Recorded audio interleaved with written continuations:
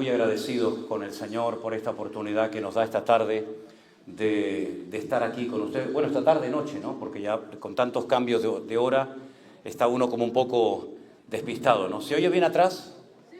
¿Me oyen bien atrás? Ok, vale. Entonces no toque nada. Ya está, listo. Ya se pueden sentar, te invito a una cena, lo que quieras. Ahí está, perfecto. Te lo agradezco, hermano. Muchas gracias, de verdad. Un culto no es solamente los que están aquí arriba cantando y alabando a Dios. Eso es parte del culto. El culto lo hacemos entre todos. El culto lo hacemos entre todos los presentes. El ambiente lo creamos entre todos los presentes. Una persona puede traer un mensaje muy interesante, los músicos pueden ser muy buenos, el sonido puede ser muy bueno, pero tenemos que trabajar todos en equipo, ¿verdad? Ustedes hacen su parte, los músicos hacen la suya, el sonidista hace la suya, el de las cámaras hace lo suyo, y es un trabajo en equipo. Y es hermosísimo trabajar en equipo. No es fácil trabajar en equipo, porque usted sabe que lo más difícil del mundo es trabajar con gente. ¿Por qué es tan difícil trabajar con gente? Porque nunca vas a agradar a todo el mundo. Bueno, yo tengo una gran ventaja, y es que esa no es mi meta en la vida.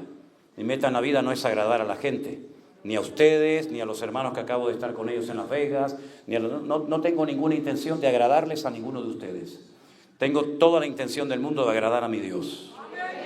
Porque a veces, no hace falta que me aplaudan, yo les agradezco, yo sé que ustedes son muy generosos, pero a mí los aplausos me distraen. Yo tengo un mensaje y si me están cada 5 minutos aplaudiendo, me distraen completamente. Mire, me han preguntado varios de ustedes por qué no ha venido Elena. Mi esposa no ha venido, aunque tenía muchísimas ganas de venir, porque mi hija Miriam está a punto de ser ingresada nuevamente, aunque sea por lo menos por un día o por unas horas, porque ella le diagnosticaron en el mes de diciembre del año pasado.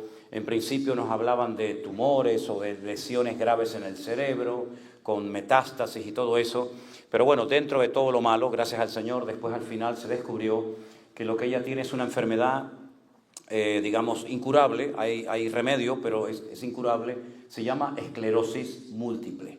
La palabra esclerosis significa cicatrices en el idioma latino, ¿ok? Entonces tiene una serie de lesiones en la parte frontal de su cerebro y esto le causa, pues, muchas cosas, ¿no? Una de ellas era, pues, que perdía el equilibrio, se olvidó de poder leer y muchísimas cosas más. Hace tan solo 20 años, las personas que sufrían de esta enfermedad muchas veces terminaban en un centro psiquiátrico, en un manicomio directamente, porque comienzan a hacer cosas muy raras, no había ningún tipo de remedio, ningún tipo de cura. Entonces, ya te digo, lo único que hacían era que los ingresaban en un manicomio y ahí quedaban los pobrecitos hasta que murieran. Hoy en día hay más de 25 tratamientos de esta enfermedad, pero tiene que ser un tratamiento personalizado para la persona. En el caso de mi hija, ella estuvo ingresada un tiempo en el hospital durante el mes de diciembre.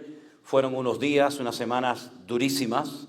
No estábamos preparados ni como padres ni como pastores para esto. Yo no sé si hay alguien que está preparado para enfrentar una prueba de esta envergadura, pero yo por lo menos no. He estado más de 40 años de mi vida tratando de aconsejar y de ayudar a los demás, pero cuando te toca el problema en casa, la película es muy diferente. Entonces a ella le hicieron todo tipo de pruebas, le sacaron incluso líquido de su médula y todo eso se ha mandado a analizar a Suiza. Le han hecho un tratamiento personalizado, todavía no se lo han aplicado, ¿verdad? Lo que le han estado dando hasta ahora son corticoides, porque el cerebro lo tenía sumamente inflamado y había que bajar la inflamación del cerebro sí o sí. Entonces a partir ya del día 14 de este mes le van a comenzar a dar en pequeñas dosis, ¿vale?, ese tratamiento, a ver cómo responde, y si responde a ese tratamiento, que confiamos de que sí sea, se lo darían cada 6 meses. En este viaje que estamos realizando desde hace ya algunas semanas atrás, he conocido a unas cuantas personas, tanto en Miami como en Las Vegas, que tienen esclerosis múltiple, o tienen algún hijo, o tienen algún conocido. Y he conocido personas que todas las semanas tienen que ser ingresadas por lo menos un día entero en el hospital. He conocido también a personas que una vez al mes se tienen que poner un tratamiento.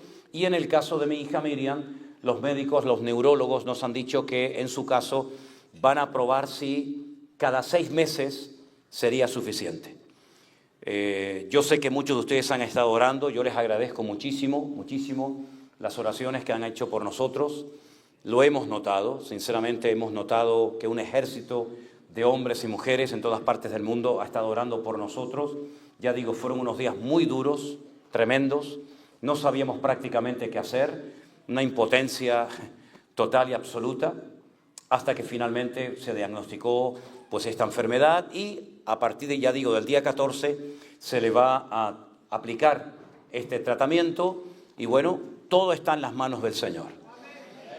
Constantemente se nos acercan hermanos que nos dicen, el Señor la va a sanar, el Señor la va a sanar, el Señor la va a sanar. Yo espero que estén diciéndolo inspirados por el Señor, porque queda muy bonito decirle a una persona que está enferma, el Señor te va a sanar, pero ¿y si no lo sana? ¿O Dios siempre sana? Porque Pablo oró 3 veces por un aguijón que tenía en su carne y Dios le dijo, no te lo voy a quitar. ¿No tenía fe Pablo? ¿Estaba en pecado? ¿Era un hombre que llevaba una doble vida? Ninguno de los presentes le llegamos ni a la suela del zapato a Pablo, en nada. Pero sin embargo él oró 3 veces al Señor, quítame este aguijón de mi vida, y el Señor le dijo, no te lo voy a quitar. Porque una respuesta, una forma como Dios responde a tu oración es con un no rotundo o a veces con un sí. Y a veces también con un silencio. Y hay que saber interpretar, lógicamente, ese silencio. Con la experiencia, ¿verdad? Con el conocimiento bíblico. Moisés le pidió al Señor que le permitiera entrar en la tierra prometida. Tienen que quitar el volumen en el ordenador, hermano. Y el Señor le dijo, no vas a entrar. No vas a entrar en la tierra prometida. ¿Creen ustedes que Moisés estaba en pecado o no tenía fe? Tenía mucho más fe que todos nosotros juntos. Pero el Señor le dijo no. Es decir, hay momentos en los que Dios actúa de una forma que algunos creyentes como que no terminan de entender, que a veces Dios dice, no te voy a quitar ese problema. Te lo voy a dejar en tu vida para que dependas toda tu vida de mí. Te lo voy a dejar para que aprendas a gozarte en tu problema, en tu prueba, en tu dificultad o en tu enfermedad. Y ahí es donde se demuestra la madurez de un creyente. No es que Dios te diga a todo que sí, porque así es muy fácil ser cristiano, ¿verdad? Todo lo que le pido, Dios me lo da, y ¿no será que si Dios nos da todo lo que le pedimos, nos puede echar a perder el mismo Dios? Porque a los hijos no se les puede dar todo lo que piden. Hay momentos como padres que le hemos tenido que decir a nuestros hijos, no hijo, no, no. ¿Lo hacen por nuestro mal o por nuestro bien? Lo hacen por nuestro bien, ¿verdad? Por lo tanto, mis queridos hermanos, nosotros hemos aprendido a gozarnos en la abundancia, en la escasez, en la enfermedad, en la salud, con mucha gente o con sillas vacías. Hemos aprendido a gozarnos en el Señor independientemente de si la gente apoya, aplauden, critican, cuestionan, vienen o se marchan. Hemos aprendido en más de 40 años sirviendo al Señor a tiempo completo, que a veces el Señor permite pruebas en nuestra vida y no podemos decir para las cuales no estábamos preparados, porque cuando Dios manda una prueba a su matrimonio, hermana o hermano, cuando Dios manda una prueba a usted como padre y como madre con un hijo suyo, o a su negocio, o a su salud, el Señor sabe que esa prueba, Él se la ha mandado para su crecimiento espiritual. Así que no seamos niños caprichosos de me enfado, me voy de la iglesia. Conozco a personas en Israel que dejaron de creer en Dios. Dicen ellos públicamente que están enfadados con Dios porque oraron por un hijo que finalmente terminó muriéndose. ¿Y qué tipo de fe es esa? ¿Qué tipo de fe es esa que crees en Dios mientras Dios te sana, mientras Dios te bendice, y ya no crees en Dios cuando Dios no te da lo que pedías? ¿Pero qué tipo de fe es esa? Eso no se llama fe ni es nada. Esos son caprichos, eso es una falta de madurez tremenda. Y yo simplemente les recuerdo que en la Biblia hubo un hombre que perdió todos los hijos, no uno, todos los hijos en una semana. Hubo un hombre en la Biblia que perdió su salud y perdió todos sus animales. Y perdió todo su matrimonio, y perdió sus amigos, y perdió su matrimonio, y perdió todo. Pero terminó diciendo al final de todas estas pruebas terribles, aunque Dios me mate, lo seguiré adorando porque yo sé que mi Redentor está vivo. Es decir, si nosotros no crecemos en fe, no vamos a poder aguantar los últimos tiempos en los cuales ya estamos viviendo. Si nosotros solamente venimos a la iglesia para que el Señor nos bendiga y nos prospere y nos dé la documentación que necesitamos y etcétera, etcétera, eso no se puede considerar un verdadero cristianismo. Hay gente que viene a la iglesia para buscar la mujer de su vida, pero no vienen por Dios. Hay gente que viene a la iglesia para buscar al hombre, al marido, y si es rico mejor. Pero eso no es cristianismo. Póngale usted el nombre que quiera. Pero he conocido personas que van a la iglesia simplemente para obtener un favor, simplemente para obtener algo a cambio, pero no simplemente para buscar al Señor, para crecer y para madurar. ¿Usted por qué ha venido esta noche aquí? ¿Para verme a mí? Ya me vio, ya se puede marchar. Si ustedes simplemente han venido para ver a un predicador que viene de España, a un pastor que viene de España, ya está, ya me vio, no hay más que lo que ve. Pero si usted verdaderamente ha venido guiado por el Espíritu Santo del Señor, para que el Señor toque su corazón, para que usted sea un creyente maduro, entonces creo que en esta noche usted está en el lugar idóneo. Porque aquí en esta tarde a quien queremos levantar en alto, y ahora yo voy a pedir para él un aplauso, es al Rey de Reyes y al Señor de los Señores. Aleluya, gloria a Dios, a Él toda la gloria. Y a Él toda la alabanza. Bendito sea nuestro Dios. Yo quisiera en esta tarde leerles una porción del Nuevo Testamento que se encuentra en el libro de los Hechos, capítulo 3. Y mientras la están buscando, de verdad quiero agradecerles a todos el esfuerzo que han hecho por estar aquí. Gracias a nuestro hermano Jeremías, a su esposa Jessica y a todo el equipo de colaboradores que han hecho posible que estemos en este salón en esta noche. Y quiero decirles que mientras estamos aquí hay hermanos también que están conectados en diferentes partes del mundo siguiendo la retransmisión de este culto, de esta reunión en directo. Que toda la gloria y la honra se la lleve solamente el Señor en esta noche. Porque jamás asistiría a una reunión donde Cristo no sea el invitado de honor. Créame, en 2 meses he estado 3 días en mi casa. Estuve 1 mes en Israel, llegué a mi casa. Estuve 3 días, hice la maleta y me vine para acá otro mes. Y todo esto lo hacemos para la honra y la gloria del Señor. No lo hacemos porque no tengo otra cosa que hacer en la vida. Tengo hijas, tengo nietos, tengo iglesia, tengo mucho trabajo. Pero el único objetivo que traemos en nuestro corazón es que usted sea bendecido en esta noche y se vaya con una palabra en su corazón y que usted verdaderamente pueda decir: yo he aprendido lo que Dios tiene para mi vida. En el libro de los Hechos, que lo escribió un doctor, o algunos dicen que era abogado, Lucas, en el capítulo 3 se relata una historia tremendamente interesante de un par de hermanos, de un par de discípulos del Señor Jesucristo, que decidieron una mañana, mejor dicho una tarde, subir al templo de Jerusalén para orar. Y esto es lo que nos cuenta la historia.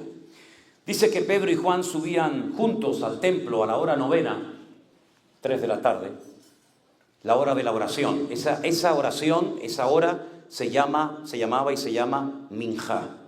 Hay 3 oraciones obligatorias que el creyente judío o israelita, llámelo como quiera, tiene que hacer cada mañana, cada día. Por la mañana, la primera, muy temprano a la mañana, se llama Shaharit. Esta oración a las 3 de la tarde se llama Minjá. Y la última oración del día se llama Arbit. Y ellos subían al templo, como buenos judíos que eran, para orar a las 3 de la tarde, para cumplir con el ritual de la oración.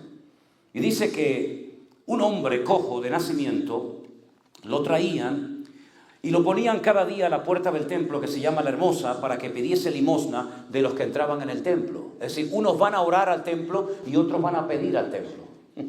Qué curioso, ¿no? Parece como una radiografía. Unos van a pedir a ver qué puedo sacar a cambio, y otros van a darle al templo, a la casa de Dios, alabanza, adoración y honor y respeto. Es como una fotografía de lo que sucede hoy en día en muchas congregaciones. Gente que va a ver qué puedo obtener a cambio y gente que va a la iglesia desinteresadamente. Aunque Dios no me dé nada, he aprendido que más bienaventurado es dar que recibir. ¿Qué es lo que sucedió? Bueno, la Biblia dice que cuando este hombre vio a Pedro y a Juan que iban a entrar en el templo, les rogaba que le diesen limosna. Es interesante que unos se quedaron fuera pidiendo limosna y otros entraron dentro a orar y a tener comunión con el Señor. Qué importante es la posición, qué importante es el lugar que ocupemos en el cuerpo de Cristo. Unos están fuera esperando recibir algo de lo de adentro y otros entran adentro sin esperar recibir nada. Pero fíjense la sorpresa que se llevaron. Pedro con Juan fijaron en él los ojos y le dijeron, míranos. Cuidado cuando le digamos a la gente que nos mire, porque pueden llevarse grandes sorpresas. Espero que sean agradables y ninguna desagradable. Espero que si nos atrevemos a decir, vengan un día a casa para que vean a nuestros hijos y a nuestra familia, miren cómo vivimos, no digan, ¿estos son cristianos? ¿Y así viven? Espero que cuando le digamos al mundo, mírennos, obsérvennos, no diga la gente, sois muy simpáticos y muy agradables y muy espirituales en los cultos, pero luego en vuestra vida privada sois un auténtico desastre. Que el Señor permita que seamos los mismos dentro que fuera. Pedro y Juan le dijeron, míranos a mí y a Juan. Y entonces dice que él estuvo atento a esperar recibir algo de ellos. Esa actitud la tenemos que desterrar 100% de nuestra vida. Una de las tragedias que han experimentado miles de cristianos en estos últimos años es que más que servir y honrar al Señor, lo que hacían era honrar y servir a los hombres, esperando recibir el favor de ellos. Hubo un movimiento que llegó a Canarias hace años que creó una expectativa tremenda. Al final fue un auténtico desastre, como todo lo que inventa el hombre que quiere utilizarlo en el cuerpo de Cristo. Se llamó el G12, el G12. No sé si conocen eso. La gente hacía cualquier locura, cualquier cosa con tal de formar parte de los 12 del pastor. Porque cuanto más cerca estabas del pastor, más influencia tenías, más poder tenías y más reconocimiento te daban. Es tremendo cuando la gente piensa que se sirve a Dios honrando a los hombres, cuando es todo lo contrario. Para honrar y servir al Señor no hay que darle culto ni pleitesía al hombre. Una cosa es el respeto, una cosa es el cariño, una cosa es el amor, pero hay gente, repito, creyentes de años que han estado tremendamente involucrados en una iglesia y han estado dando su vida, su tiempo, su energía, sus dones, sus recursos para servir al hombre o a la iglesia que pastoreaba al hombre, y se olvidaron de que a veces por servir al hombre me olvidé de mi comunión y de mi relación con el Señor. Dijo alguien una vez en el libro del Cantar de los Cantares, por cuidar la viña ajena, descuidé mi propia viña. Repito, entiendo el amor, el respeto, el cariño, pero sobre todas las cosas a quien tenemos que honrar y servir es a Dios, no servir a los hombres. Y Pedro y Juan lo que querían es que él entendiera que de parte de ellos, él no iba a recibir nada, pero de parte del Señor lo iba a poder recibir todo. ¿Cuántos de ustedes conocen ese texto de la Biblia que dice, maldito el hombre que confía en el hombre, más bienaventurado el varón que confía en Jehová su Dios? Él esperaba recibir algo de ellos, pero Pedro discernió, Pedro entendió que como uno más, él pensaba que estos le darían dinero y un día más resolvería su situación, su problema. Pero entonces es cuando Pedro le dice aquella famosa frase, no tengo ni plata ni oro, mas lo que tengo te doy. En el nombre de Jesucristo de Nazaret, levántate y anda. ¿Cuántos dicen amén?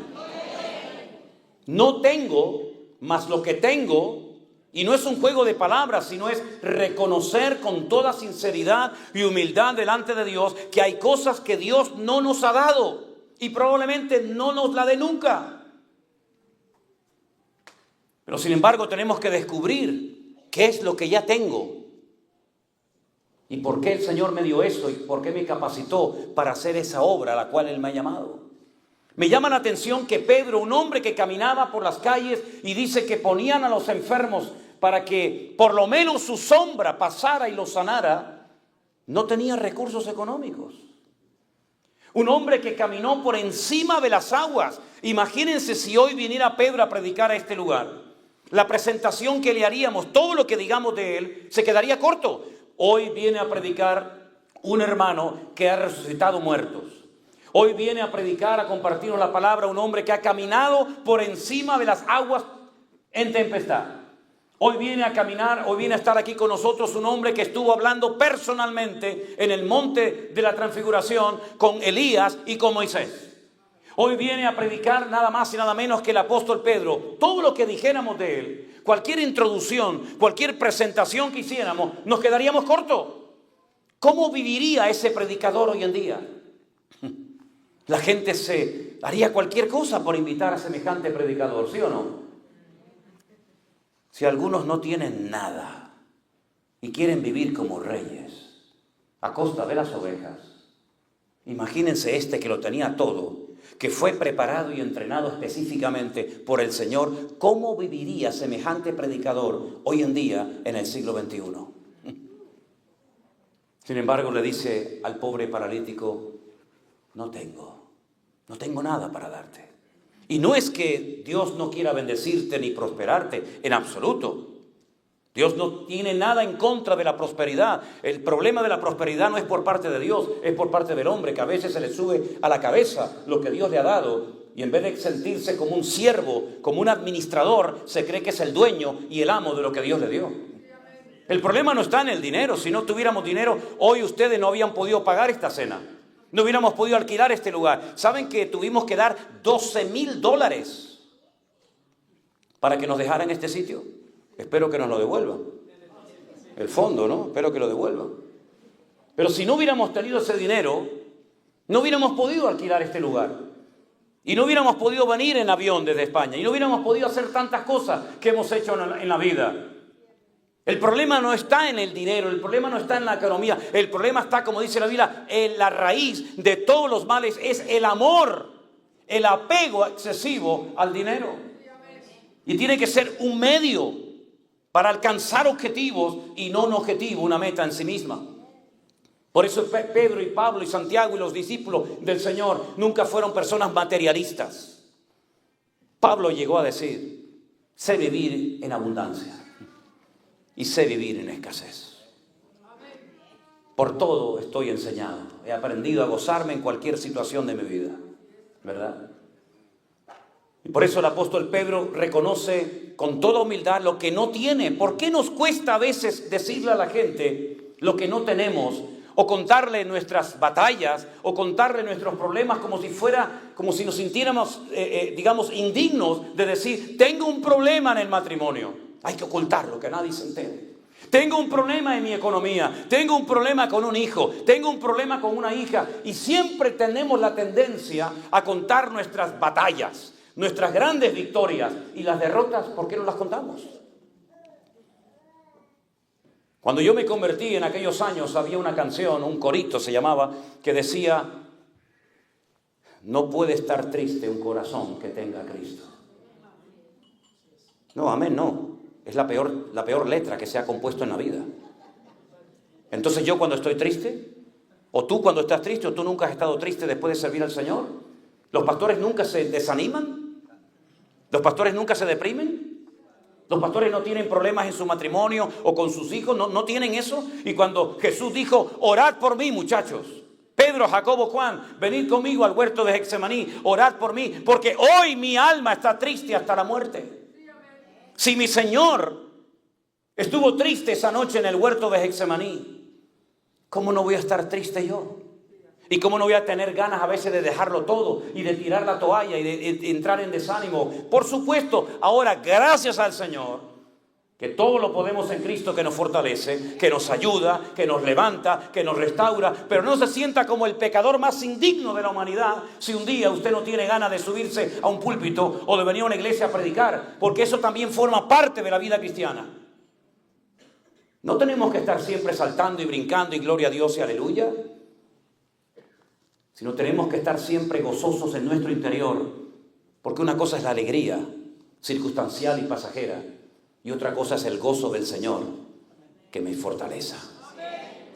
Así que mis queridos hermanos, cuando usted tenga momentos de tristeza, de desánimo, que no tenga tal vez ese día ganas de orar, no se sienta el más indigno pecador de la tierra, sino aprenda a gozarse y decir: Señor, hoy no tengo ganas de nada, pero ¿sabes qué? Te sigo alabando, te sigo adorando, porque estoy por encima de mis emociones, estoy por encima de mis sentimientos, estoy por encima de mi estado de ánimo, porque no es como yo me siento, no es lo que tengo, sino es que en Cristo Jesús somos más que vencedores por medio de aquel que nos amó. Den un aplauso al Señor en esta noche.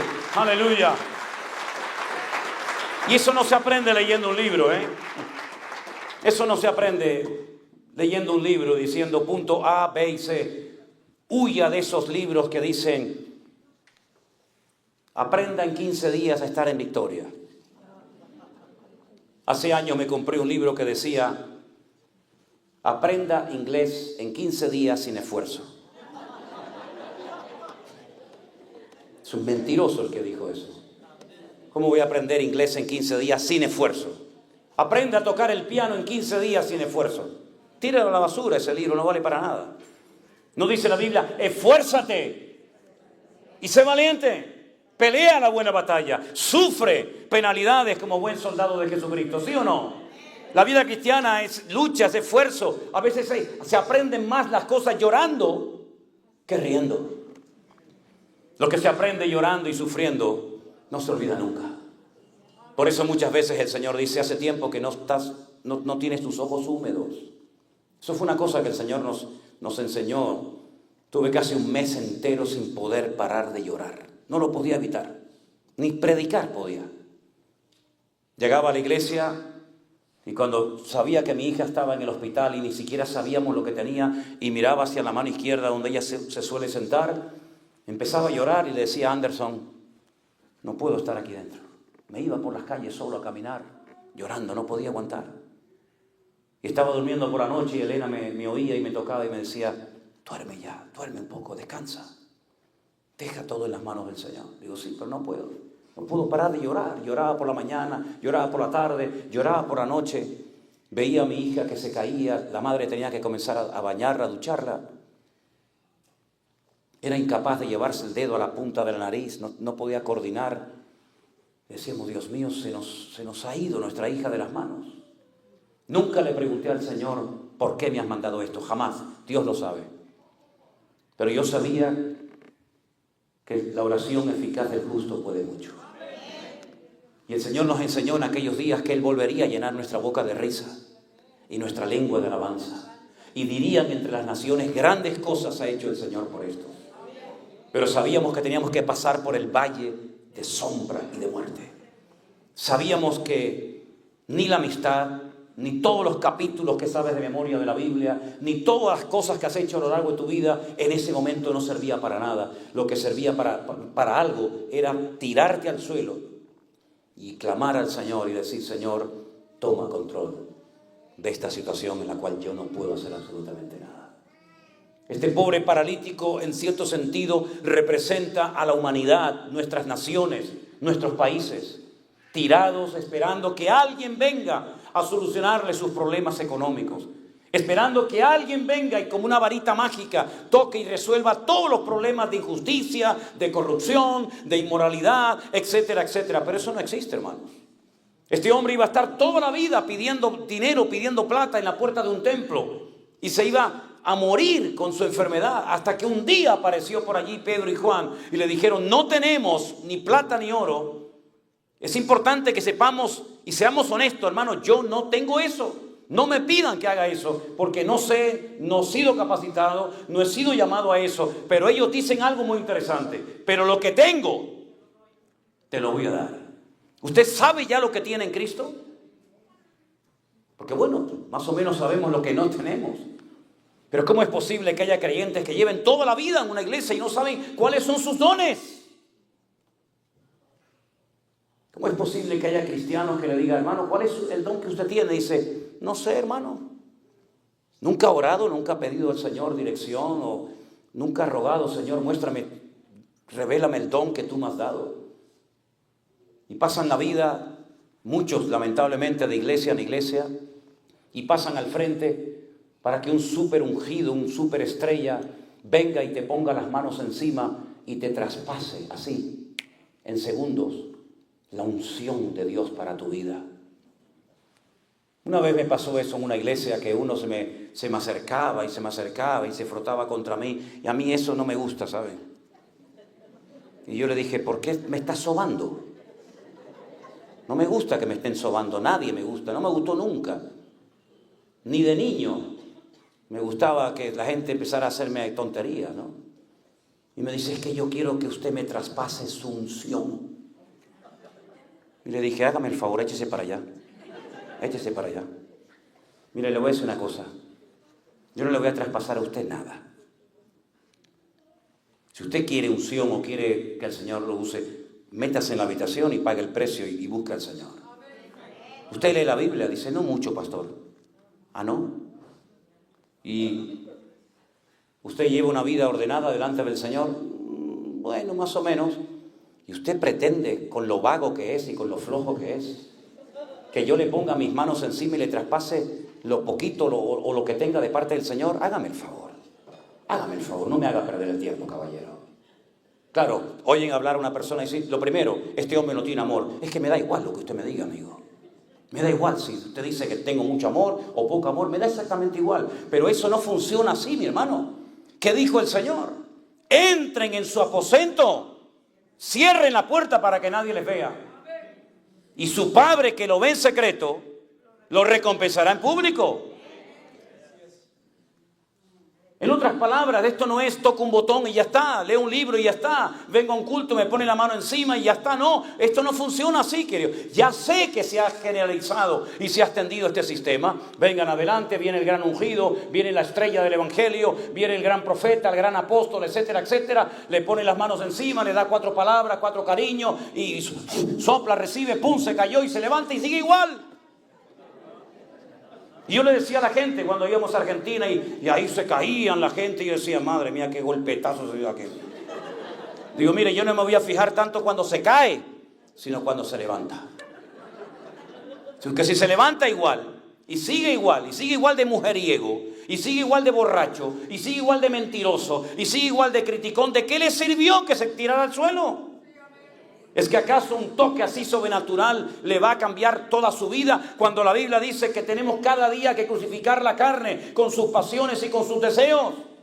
Y Pablo dice, cada día muero y corro para ver si logro asir el galardón para lo cual el Señor me agarró en su día a mí. Cuando este hombre es sanado, cuando este hombre es transformado por el poder de Dios, la gente comienza a decir, wow, estos hombres son tremendos. Estos hombres tienen un poder tremendo. Y entonces Pedro le dice, no, un momentito. Yo les pido a ustedes que esta noche cuando lleguen a casa, si quieren, terminen de leer el capítulo 3. Y Pedro dice, ustedes nos están mirando a nosotros como si nosotros fuéramos supermanes, como si fuéramos superhéroes con un poder tremendo. No se confundan.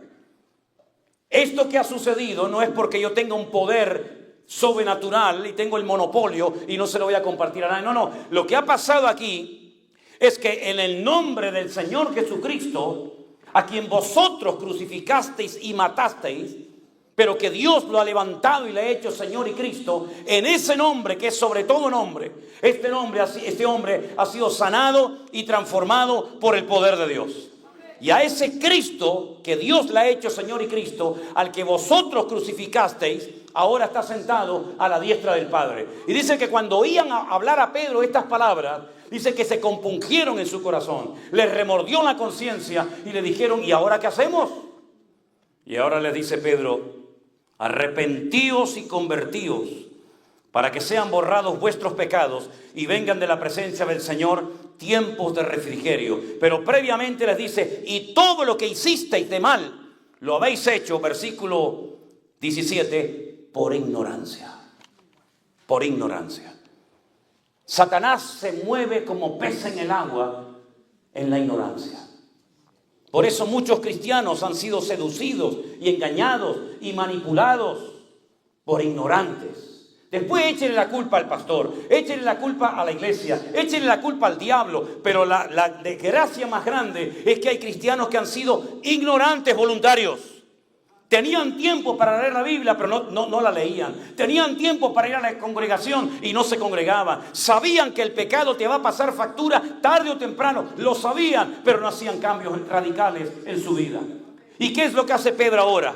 Bueno, muchachos, no pasa nada, Dios es bueno, al fin y al cabo todos somos humanos, todos tenemos nuestros tropiezos. No, les dice arrepiéntanse y conviértanse para que Dios les cambie la vida. Esto es lo que hay que decirle a la gente.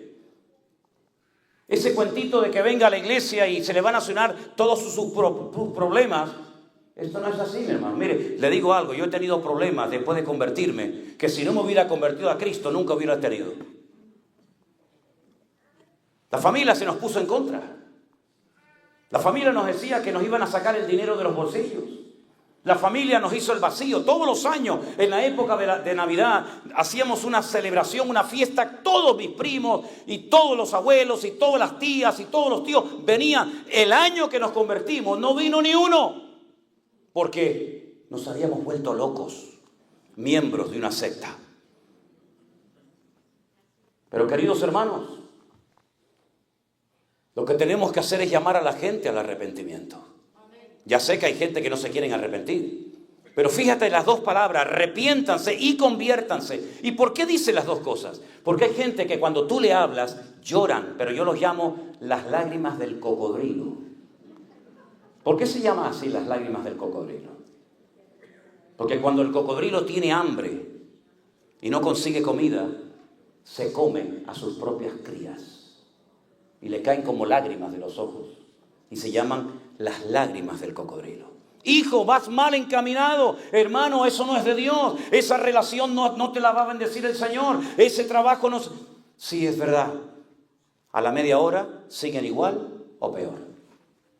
Aparentemente se arrepienten como Saúl. Cuando David cogió la lanza y le dijo desde lo alto de la montaña: Abner, inútil, ¿qué has hecho? Tú tienes que ser el guardaespaldas del rey. Y yo me he metido por el campamento y he cogido la lanza. Y tú no te has dado ni cuenta. Lo podía haber matado a tu rey. Eres digno de muerte, Abner. Y cuando Saúl vio que su enemigo aparentemente le había perdonado la vida, se pone a llorar y dice: ay, hijo mío David, hijo mío David, hijo mío David. ¿Qué hijo mío David? Si al día siguiente ya estás persiguiendo para matarlo otra vez. ¿Verdad? Y cuando le cortó el borde de las vestiduras en la cueva de En-Engedi, en el desierto de Judea, y cuando sale Saúl y se va lejos y David le enseña el trozo de tela y le dice: mira, mira, si hubiera querido te hubiera rebanado la cabeza. Te tenía delante de mí, te podía haber matado, pero no lo hice para demostrarte que tus celos te están matando a ti y yo no tengo nada en contra tuya. Toma el manto para que te des cuenta de que yo no te odio. Yo soy el que más te ama y te respeta en este reino. Y otra vez se compunge: ay, hijo mío David, ay, hijo mío David. ¿Cambió? Nunca cambió. Las lágrimas del cocodrilo. Pedro sabe perfectamente que hay gente que cuando oye una predicación o vienen a una iglesia o escuchan un culto, se conmueven sus conciencias. He perdido mi vida. He destrozado mi familia, he perdido mi trabajo, tengo esta enfermedad por consecuencia del pecado, de la mala vida que he llevado, pero no cambian. Se conmueven, se compungen, pero no cambian. Y la pregunta es: ¿usted está arrepentido y va a cambiar o está arrepentido y vas a seguir en lo mismo? Porque el que sabe hacer lo bueno y no lo hace es peor que el pecador que por ignorancia peca porque no sabe ni conoce la verdad. ¿Cuánta gente saben del Evangelio porque se criaron en la iglesia? Y fueron de niños con su mamá y su papá a la escuela dominical. Y fueron a campamentos, a retiros, a convenciones, a encuentros, etc. Saben todo eso de memoria. Y conocen mucho de la Biblia de Dios. Pero muy poquito o nada del Dios de la Biblia. Esta gente son religiosas. Saben que lo han hecho mal. Pero si ustedes quieren cambiar, así como ahora mismo acaba el Señor de demostrar su poder y de levantar a un paralítico sin futuro, un pobre hombre que no tenía nada en la vida y lo ha cambiado, ustedes también son paralíticos igual de él, pero él era un paralítico de sus piernas. Ustedes son paralíticos del alma. Y si quieren, se pueden arrepentir y convertir. Y el Señor mandará refrigerio a vuestras vidas. Dice la Biblia que la iglesia primitiva no paraba de crecer, pero porque se llamaba a la gente al arrepentimiento. Hoy en día predicar mensajes de arrepentimiento ya sé que no son nada populares.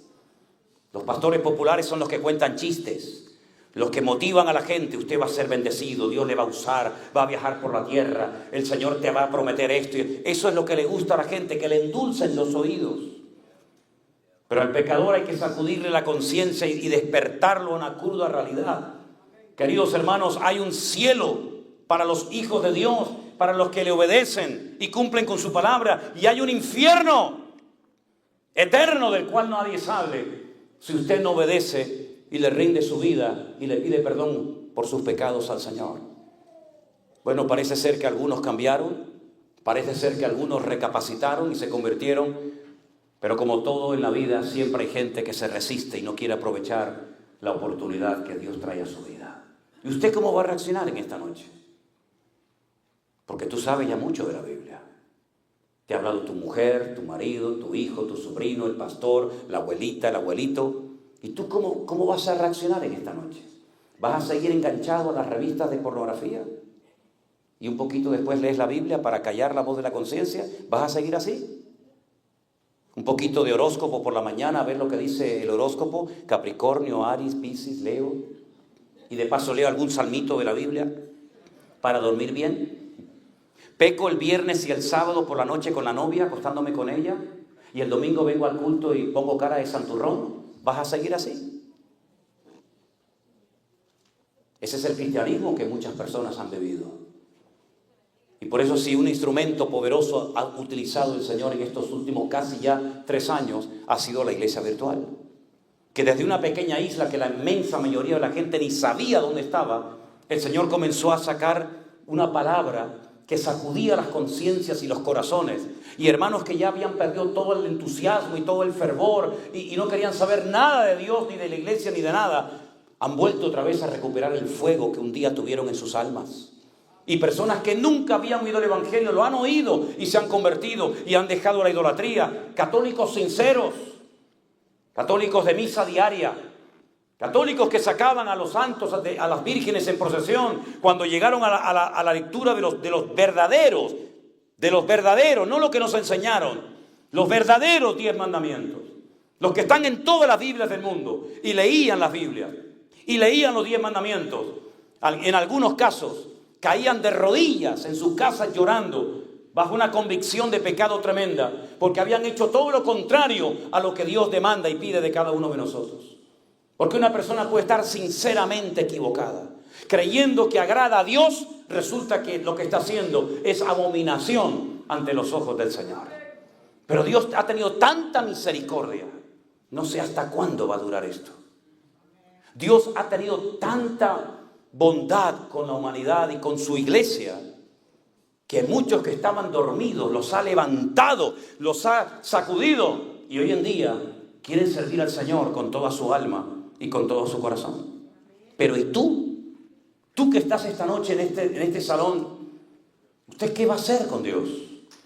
No estamos aquí para anotar a la gente, decir, no, deje de ir a su iglesia y anótese aquí a esta iglesia. No estamos aquí para eso. Usted vaya donde quiera, pero lo que sí te voy a pedir es que reflexiones qué estás haciendo con tu vida. Porque nada más vas a tener una. Nosotros no somos como los budistas o como los hindúes, que creen que cuando se mueren después se reencarnan. Y algunos se reencarnan hasta 35,000 veces. En piojo, en garrapata, en vaca, en perro, en semáforo, en montaña, en árbol, en pino. No, eso no es bíblico. La Biblia dice en Hebreos 9:27, está establecido por Dios que los hombres mueran una sola vez. Una sola vez basta morir. Y después de esto, el juicio. Lo crea usted o no, mi querido amigo, usted va a tener que presentarse delante de Dios y rendir cuentas por lo que hizo con su vida. Y no le va a servir nada sacar la chapita, la etiqueta de una religión que los españoles trajeron hace 500, 600 años de Europa y la trajeron aquí a la fuerza, a base de espada y a base de bese la cruz o le corto la cabeza. Cristo no era católico, para que lo sepa claramente, mi amigo. La Virgen María y San José no fueron católicos, no hicieron la primera comunión, ni se postraron delante de un cura diciendo Ave María Purísima, sin pecado concebida. No, ellos no eran católicos. Pablo, Pedro, Santiago, Tomás no eran católicos, tampoco evangélicos. Por si alguno por ahí está diciendo, no, eran cristianos evangélicos. Y algunos dicen, y pentecostales. No, olvídense esos rollos. Ellos eran adoradores del Dios vivo y verdadero. Cristo no vino a este mundo a traer una religión. Este pobre hombre que estaba en la puerta del templo de la Hermosa, estaba en el centro religioso de la época y entraban y salían todos los días miles de personas.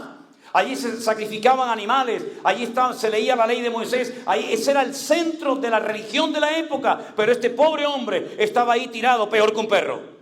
Porque dicho sea de paso, y estos días lo he visto mucho en Las Vegas, hay gente en las calles que vive peor que perros, peor que animales.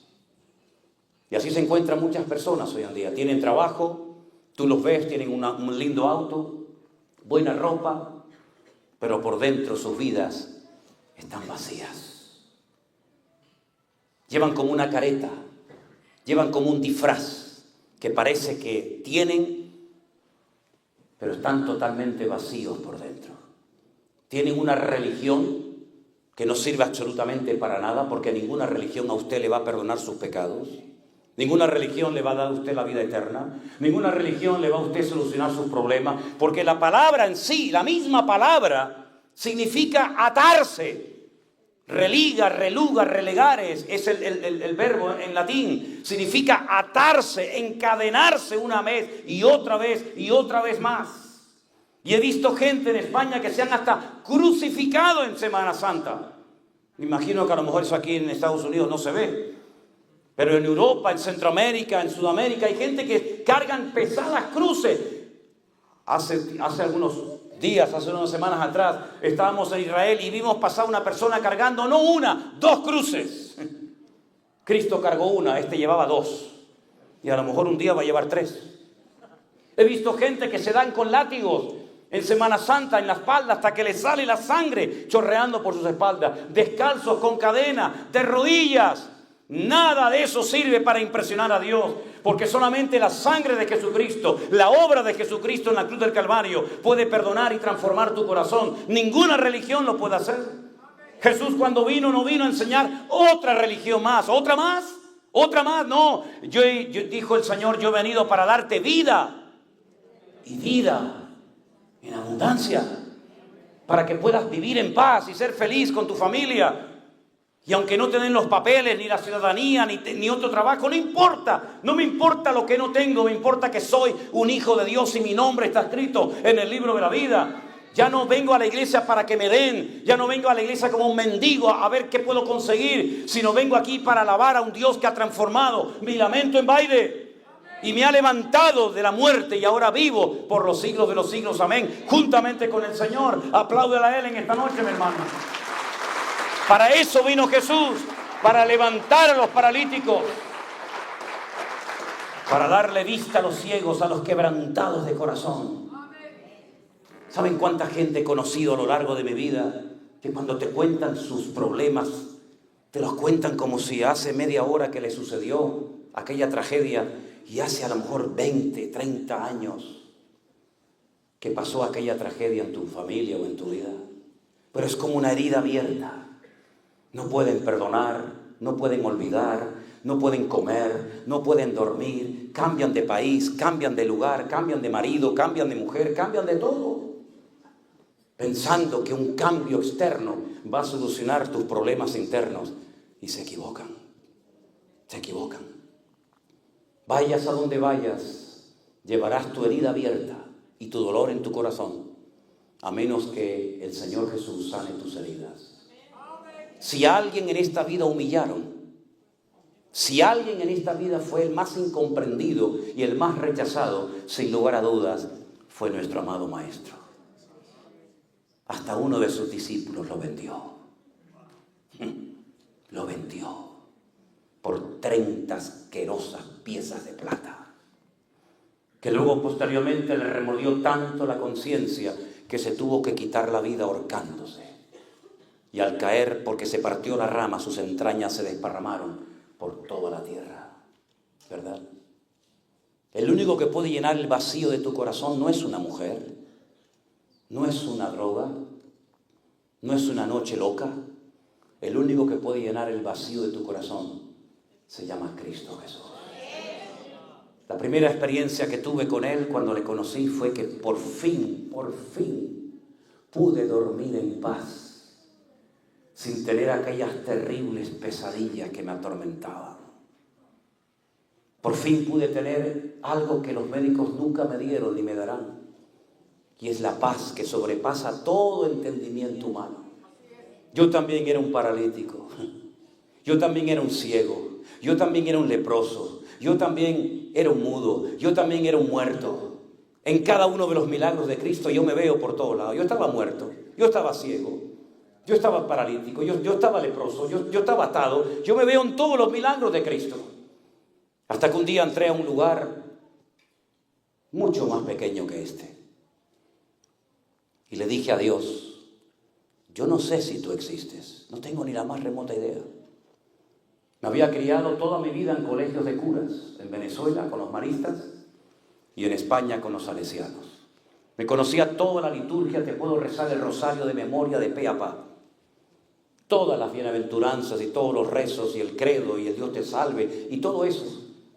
Pero yo estaba destruido hasta que yo le dije a Dios, pero si tú existes, cámbiame la vida. Y me fui de esa iglesia. No fue una oración muy larga, ni profunda, ni a gritos, porque a veces los que más gritan, ¿qué quieres que te diga? Como aquella mujer que dice que ni siquiera se oía su voz, movía sus labios, pero esa oración llegó al corazón de Dios y arrancó de la otra vida a su siervo, a su hijo, el profeta Samuel, ¿verdad? Y esa noche yo dormí como nunca en mi vida había dormido. Tendría 17 años esa noche cuando hice esa oración. He cumplido 61 y nunca esa paz se ha ido de mi corazón, nunca, jamás. A veces me han preguntado, ¿tú nunca has dudado de Dios? Nunca, en ningún momento. Dije nunca, jamás. Esas sombras, esas voces que me perseguían, esas cosas horribles que me atormentaban, se fueron. Así se fueron y miraba para atrás y ya no estaban. Y yo las veía cómo se movían y cómo eran. Y cómo se fueron para siempre. Y esa noche el Señor me liberó. Nunca más volví a tener miedo. Siempre tuve miedo a la noche. Siempre. Jamás me gustó la noche, nunca. Pero a partir de ese día, el Señor quitó ese miedo creado, inventado, no lo sé. El Señor salvó mi alma, pero todavía tenía muchas sorpresas para mí en el camino. Sufrí de asma durante años, me asfixiaba, estaba tan tranquilo y de repente mi nariz se cerraba, no podía respirar, tenía que respirar por la boca, la garganta se me secaba y me ponía tan nervioso que al final hasta me costaba respirar y era como una espiral, ¿no? Usaba unos spray, usaba unas gotas por la nariz y toda mi vida, desde niño hasta casado, todos los días tenía que usar aquellas gotas. Tenía el tabique nasal tan fino que un pequeño golpe, comenzaba a sangrar y no podía. A veces me pasaba predicando, a veces me pasaba durmiendo, a veces me pasaba conduciendo. No podía vivir sin aquellas gotas. Tenía que tener en el bolsillo, tenía que tener en la chaqueta, tenía que tener en la bolsa, en la gaveta del coche. Tenía que tener. Si no las tenía, era peor que un drogadicto. Me volvía loco, me desesperaba. Se complicó con el asma. Y una noche en un campo en Argentina, en Ezeiza, me dio ese ataque y no podía respirar. Y no tenía gotas, ni spray, ni nada. Y comencé a ponerme muy nervioso. No sé si ustedes saben la sensación esa de que te estás asfixiando. Entonces Elena Esa noche me dijo, eso fue en el año 1990. Me dijo, te estás asfixiando, ¿verdad? Digo, sí, no tengo gotas. Estábamos en el campo, no había posibilidad de ir y comprar. Estábamos predicando en un campamento donde había 2,000 jóvenes durante esos días. Y yo tenía que predicar mañana, tarde, noche, todos los días. Y me estaba asfixiando y le dije, Elena, si me caigo y pierdo el conocimiento, por favor, tienes que hacer así. Me cierras la nariz, me das aire hasta que yo vuelva a recuperarme. Y le dije lo que tenía que hacerme porque sentía que ya me estaba mareando y me iba a caer. Y me dijo, oye, ¿y por qué no oramos? Oremos. Y le dije, bueno, oramos, sí, está bien, oramos, pero yo quiero mis gotas. Y lo digo así, no tengo que ocultar lo que sentía en ese momento. Y le digo, bueno, sí, está bien, oramos, venga, va, ora, está bien. No, pero ora en serio, me decía. Digo, yo no puedo hablar, me estoy asfixiando, ora tú. Me dijo, bueno, está bien. Entonces me puso así la mano aquí en el pecho. Es una oración tan breve, tan sencilla. Señor, por favor, ayuda a Manolo, que pueda respirar. Ábrele, Señor, la nariz, ábrele los bronquios. Ayúdalo, Señor. En el nombre de Jesús, amén. En ese mismo momento, en ese mismo instante, la nariz me hizo, se me destaponó. Y le dije, wow, ¿puedo respirar? Y me dice, yo te lo dije, para eso oramos, ¿no? Digo, ya, pero déjame que yo pruebe, a ver. Nunca más he vuelto a necesitar esas gotas para poder respirar. Así que mi testimonio es muy breve. Dios me salvó, Dios me liberó y Dios me sanó para su honra y para su gloria, porque Él es el mismo ayer, hoy y por los siglos. Y está aquí para ayudarte y bendecirte a ti en esta noche, mi querido amigo.